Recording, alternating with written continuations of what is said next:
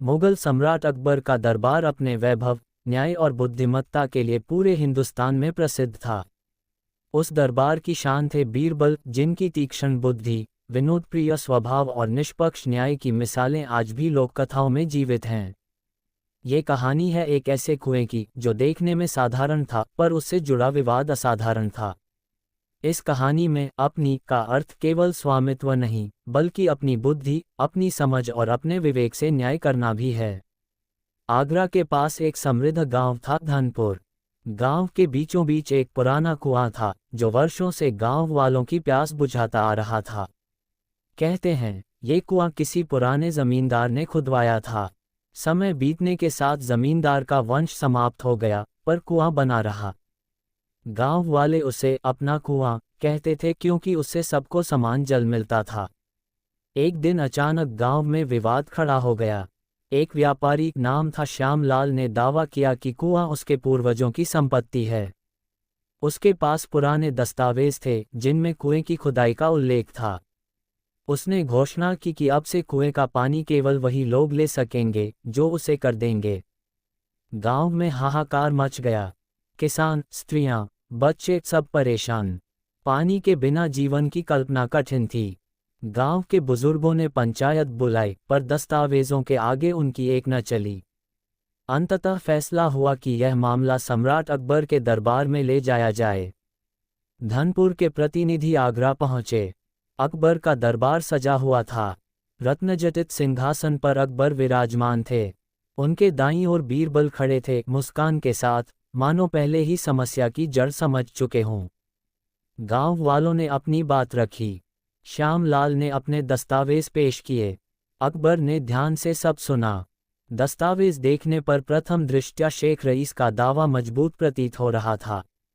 अकबर ने बीरबल की ओर देखा।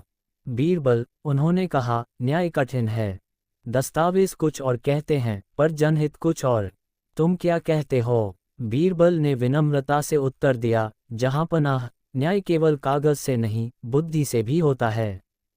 यदि अनुमति हो तो मैं इस कुएं की अपनी सच्चाई उजागर कर दूं। बीरबल ने श्यामलाल से पूछा, क्या आप मानते हैं कि कुआं आपकी संपत्ति है? बिल्कुल, श्यामलाल ने गर्व से कहा। तो बीरबल बोले, यदि कुआं आपका है तो कुएं में भरा पानी किसका है? श्यामलाल थोड़ी देर चुप रहा, फिर बोला, कुएं में पानी भी मेरा ही है। बीरबल मुस्कराए। जहांपनाह, उन्होंने कहा, यदि पानी भी इनका है तो कुएं में जो हवा है वह किसकी है? और कुएं की छाया जो धूप में पड़ती है वह किसकी है? दरबार में हंसी गूंज उठी। अकबर ने हाथ उठाकर शांति कराए। बीरबल, अपनी बात पूरी करो। बीरबल ने गंभीर स्वर में कहा, जहांपनाह, संपत्ति का अर्थ केवल अधिकार नहीं, कर्तव्य भी है। यदि कुआं इनका है तो क्या इन्होंने उसकी देखभाल की? क्या इन्होंने उसे साफ कराया? क्या इन्होंने गांव वालों को कभी रोका?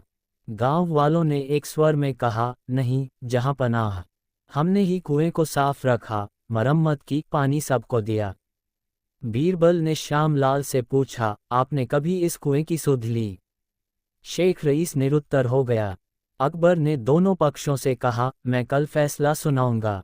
दरबार विसर्जित हुआ। रात को अकबर ने बीरबल को बुलाया।